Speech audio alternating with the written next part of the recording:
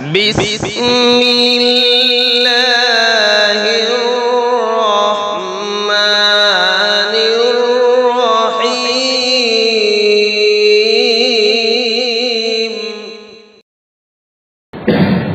الحمد لله نحمده ونستعينه ونستغفره ونؤمن به ونتوكل عليه ونعوذ بالله من شرور أنفسنا ومن سيئات أعمالنا من يهده الله فلا مضل له ومن يضلله فلا هادي له ونشهد أن لا إله إلا الله وحده لا شريك له ونشهد أن سيدنا ومولانا محمدا عبده ورسوله أما بعد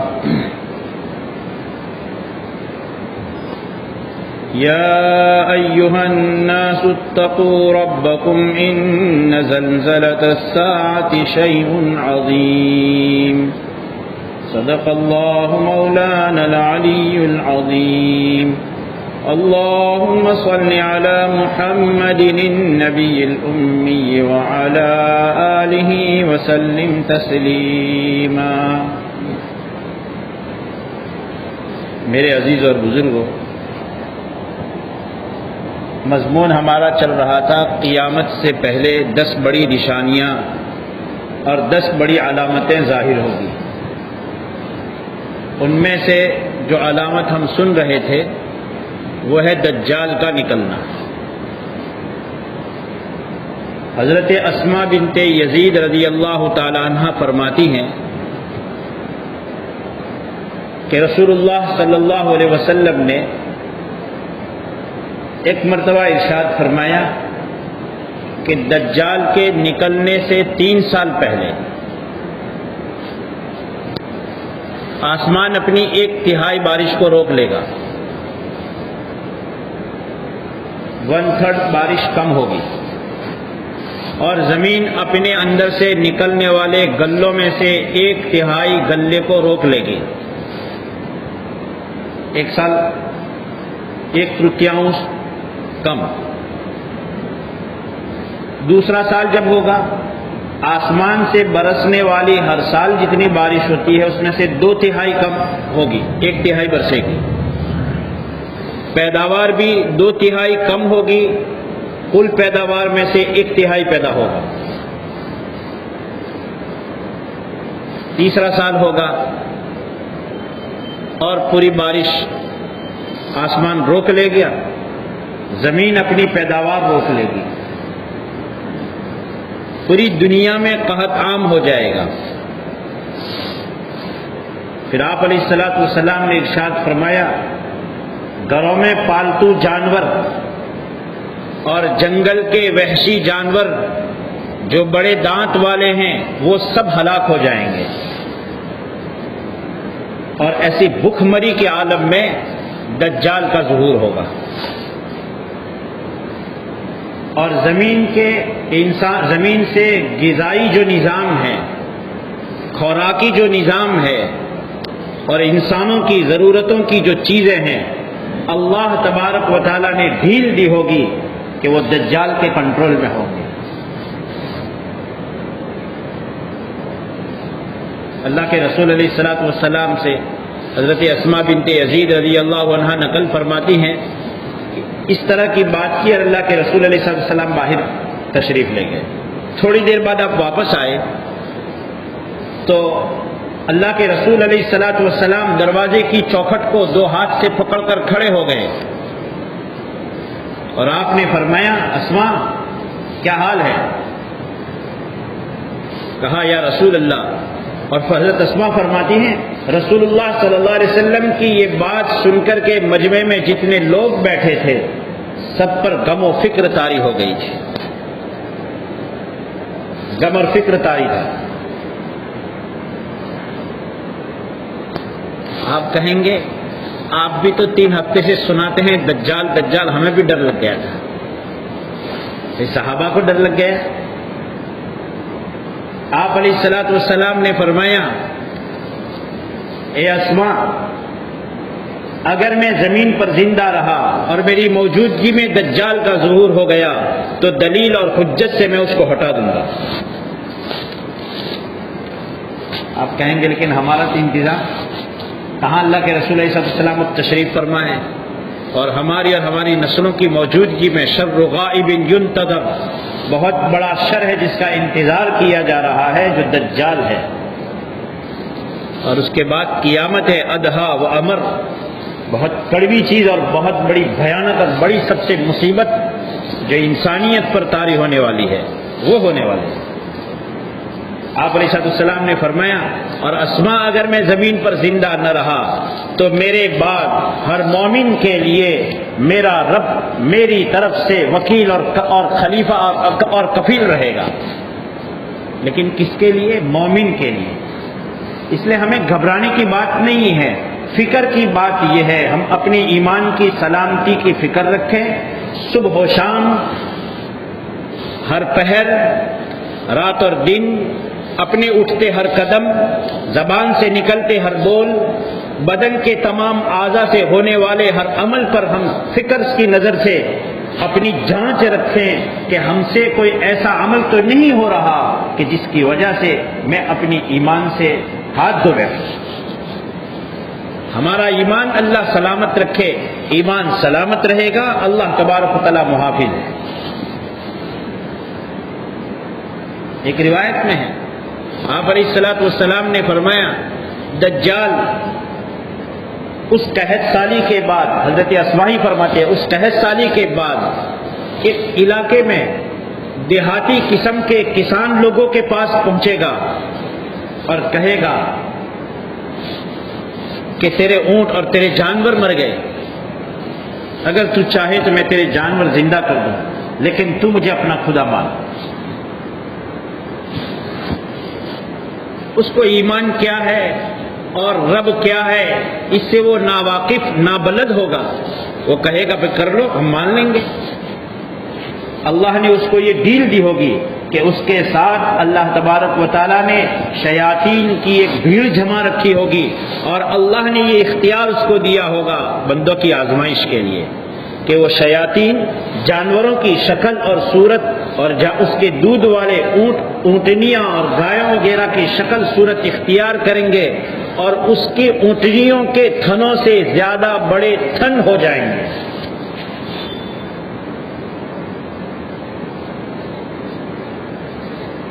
یہ حالات ہونے والے ہیں۔ ایک دوسری روایت میں ہے، اللہ کے رسول علیہ السلام نے فرمایا، صحابیہ رضی اللہ عنہ نقل کرتی ہیں کہ آواز آئی، الصلاۃ جامعہ، لوگوں نماز کے لیے جمع ہو جاؤ۔ یہ اذان سے پہلے کی بات ہوگی، اذان شروع ہونے سے پہلے کی بات۔ فرماتی ہیں ہم جلدی جلدی مسجد میں جمع ہو گئے، اللہ کے رسول علیہ السلام نے جماعت کے ساتھ نماز ادا کروائی۔ ادا کرنے کے بعد آپ علیہ السلام منبر پر بیٹھے، آپ کے ہاتھ میں آپ کا عصا مبارک بھی تھا۔ پھر آپ نے فرمایا، لوگوں اپنی اپنی جگہ پر بیٹھے رہو۔ سب لوگ اپنی اپنی جگہ پر رہے۔ پھر آپ علیہ السلام نے فرمایا، میں نے تم کو کسی رغبت کی بات اور کسی ڈر کی بات کے لیے جمع نہیں کیا ہے کہ کوئی رغبت کی بات پیش کرنی ہے یا کوئی ایسے ڈر کی بات ہے کہ جس کی وجہ سے تم کو ڈرانا چاہتا ہوں میں، ایسی بات نہیں ہے۔ لیکن بات یہ ہے کہ تمیم داری جو نصرانی تھے اور وہ مسلمان ہو کر آئے ہیں، وہ بات انہوں نے میرے سامنے پیش کی ہے جو میں تم کو پہلے سے کہا کرتا تھا۔ میں نے وہ بات چاہا کہ تم کو سناؤں، اس لیے تم کو جمع کیا ہے۔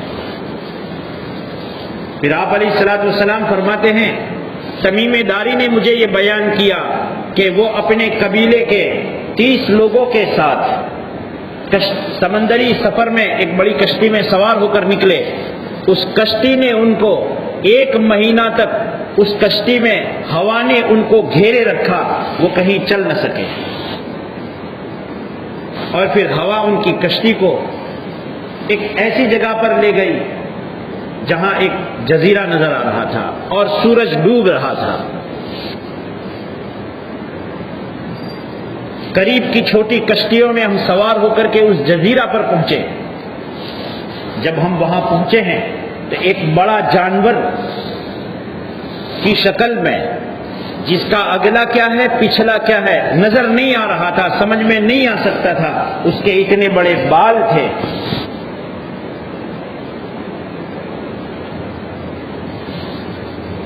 ہم نے اس کو پوچھا کہ تو کون ہے؟ اس نے کہا میں جساسہ ہوں، جاسوسی کرنے والی ایک مادہ ہوں.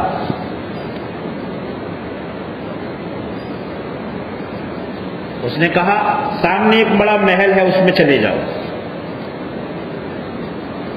حضرت تمیم داری فرماتے ہیں کہ ہم کو جب اس نے کہا کہ سامنے ایک بڑا محل ہے وہاں چلے جاؤ، ہم کو ڈر لگ گیا کہ کہیں کوئی اور شیطان قسم کا وہاں ہو اور ہم پریشان ہو جائیں.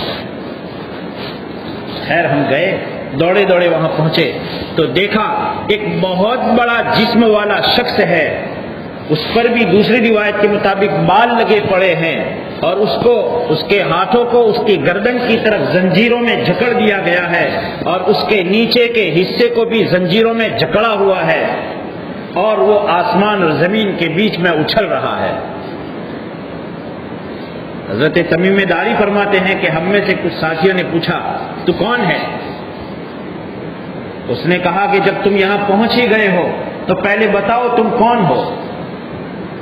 حضرت تمیم داری فرماتے ہیں کہ ہم نے کہا ہم عرب کے لوگ ہیں. اس نے پوچھا پہلے تم بتاؤ کہ نخل بیسان یہ دو جگہ پر ہے، ایک ملک شام میں ہے اور ایک عرب میں ہے، جہاں پر کھجوروں کے بڑے درخت ہیں، کہ وہ باغ پھل دیتا ہے یا اس نے پھل دینا بند کر دیا؟ حضرت تمیم داری فرماتے ہیں کہ ہم نے کہا اس پر پھل آ رہے ہیں. تو اس نے کہا کہ یہ سنو، ایک وقت آئے گا کہ وہ باغ پھل دینا بند کر دے گا. پھر اس نے پوچھا بحیرہ طبریہ، بحیرہ کا مطلب ایک کھاڑی، جیسے ہم کہتے ہیں کھمبات نی کھاڑی، بحیرہ طبریہ اس کا نام ہے. اس میں پانی ہے یا خشک ہو گیا؟ تو کہا نہیں، اس میں پانی برابر بھرا ہوا ہے، کہ سنو ایک دن وہ آئے گا کہ اس کا پانی خشک ہو جائے گا.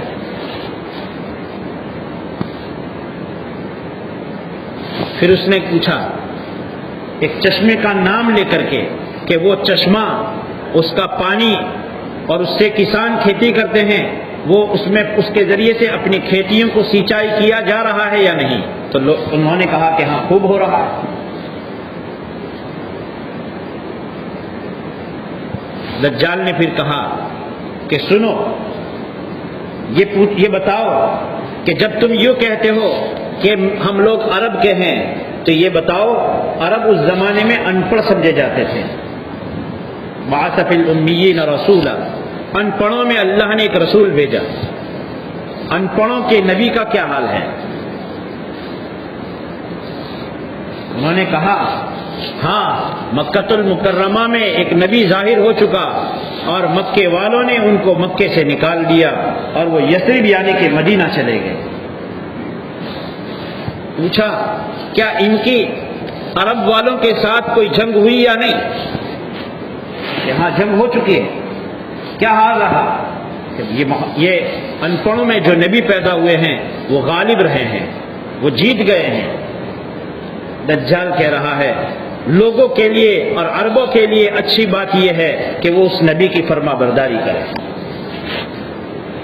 دجال جو امت کو گمراہ کرنے کے لیے آنے والا ہے وہ اپنے اس حال میں بھی اس کا یقین رکھتا ہے کہ لوگوں کے لیے بہتر یہ ہے کہ اس نبی کی فرما برداری کریں. دجال نے پوچھا کیا حال ہوا؟ کہ عرب ان کے فرما بردار ہوئے ہیں.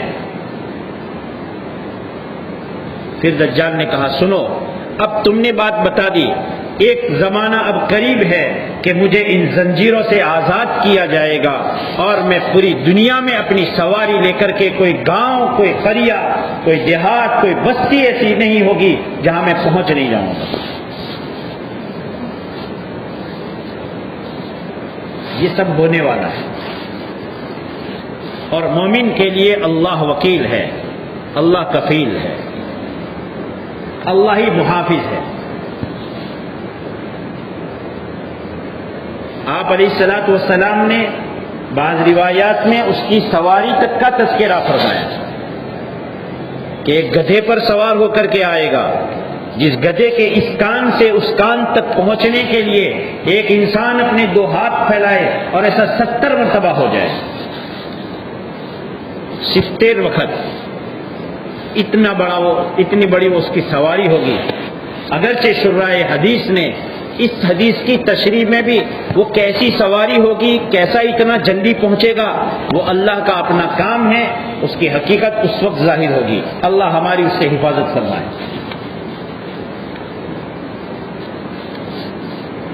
آپ علیہ السلام نے دجال کے متعلق پھر لوگوں کو کہا، کیا میں تمہیں یہی باتیں پہلے سے بتاتا نہیں تھا؟ صحابہ نے کہا، ہاں یا رسول اللہ، آپ ہمیں پہلے سے یہ بات بتاتے تھے۔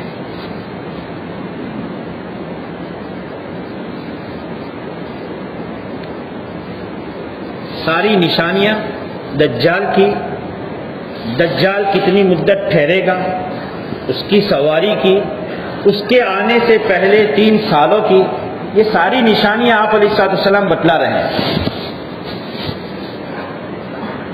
بلکہ آپ علیہ السلام نے جیسے پچھلی جمعہ کو عرض کیا کہ آپ علیہ السلام نے یہ بھی بتا دیا کہ اس کے ساتھ میں باغ بھی ہوگا، آگ بھی ہوگی،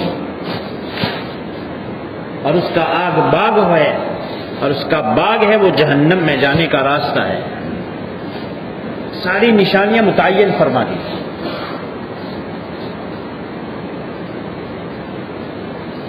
اور اللہ تبارک و تعالیٰ اس وقت بھی اپنے ایک نبی کو اس نبی علیہ الصلوۃ والسلام کی امت میں شامل فرما کر بھیجیں گے، اور ان کے ہاتھوں دجال کا قتل ہوگا، اور جہاں اس کا قتل ہوگا اس جگہ کا نام ہے اللد۔ آپ علیہ الصلوۃ والسلام نے فرمایا باب اللد پر اس کا قتل ہوگا۔ آپ علیہ السلام نے یہاں تک بیان فرما دیا، عیسیٰ علیہ السلام کو دیکھ کر کے دجال ایسے پگھلے گا کما یذوب الملح فی الماء، جیسے کہ نمک پانی میں پگھل جاتا ہے۔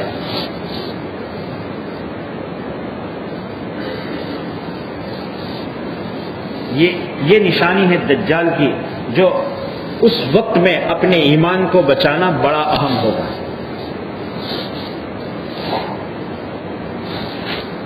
آپ علیہ السلام نے یہ فرمایا کہ وہ مکہ اور مدینہ میں نہیں جا سکے گا۔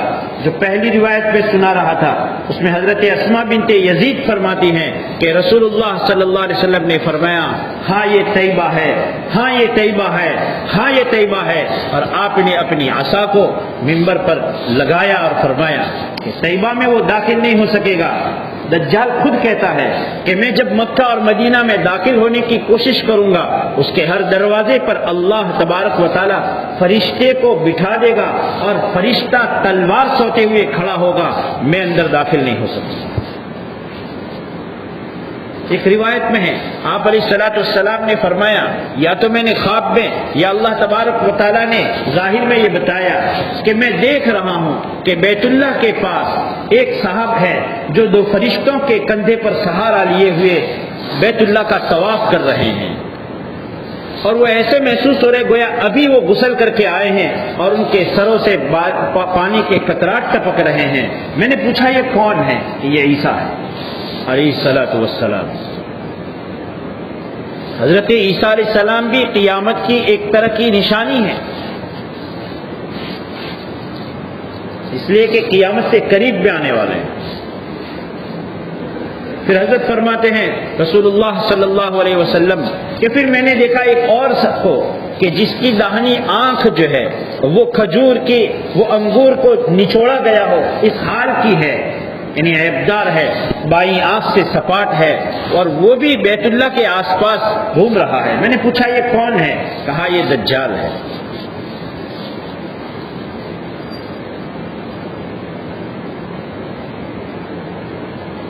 پھر ایک نشانی قیامت کے قریب ان بڑی نشانیوں میں سے جو 10 نشانیاں ہیں یہ ظاہر ہوگی، ایک جانور نکلے گا۔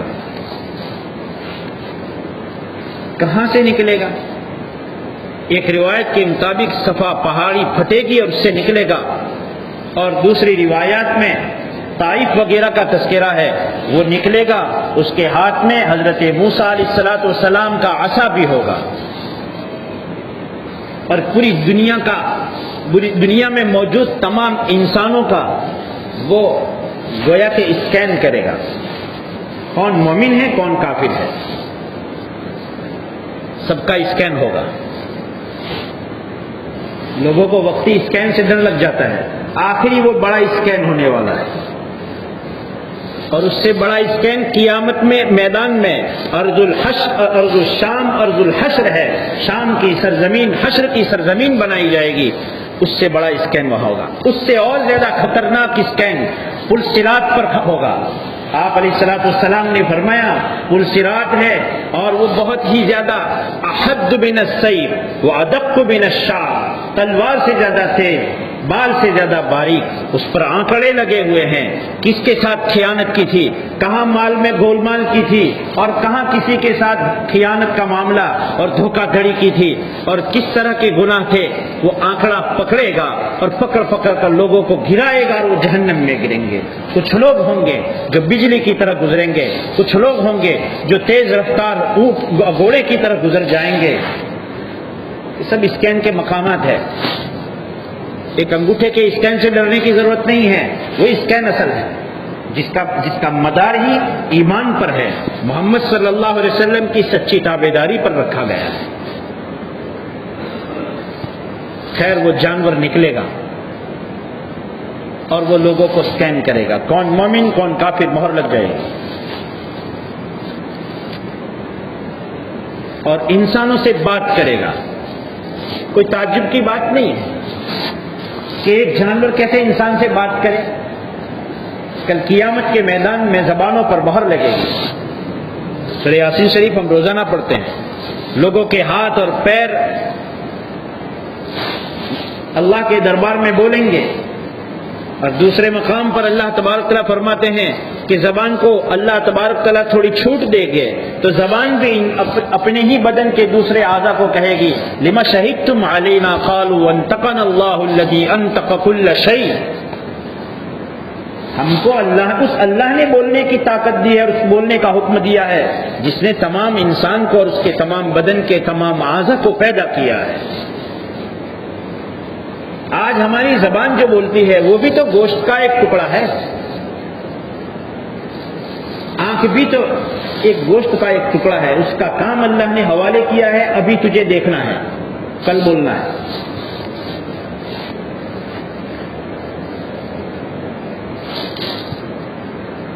آج انسان ایسے روبوٹ بنا رہا ہے کہ وہ ہماری بات کو کیچ کر کے اس کے اندر سسٹم رکھا ہے اور وہ آ کر کے بات کرے، دوائی رکھ دے۔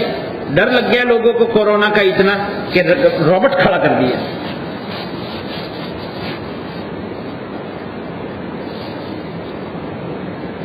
تو آج جب انسان ایک ایسی چیز بنا سکتا ہے کہ ہے وہ لوہا، ہے وہ ایلومینیم یا جس قسم کے مادے سے وہ بنا ہے، لیکن وہ بھی اندر رکھی کیسٹ کے ذریعے سے بول سکتا ہے، تو کیسٹ انسان بنائے اور لوہا بولے، کیا اس کیسٹ کو بنانے والا، اس لوہے کو بنانے والا اللہ تبارک و تعالیٰ اس پر قدرت نہیں رکھتا کہ وہ ایک جانور انسان سے بات کرے؟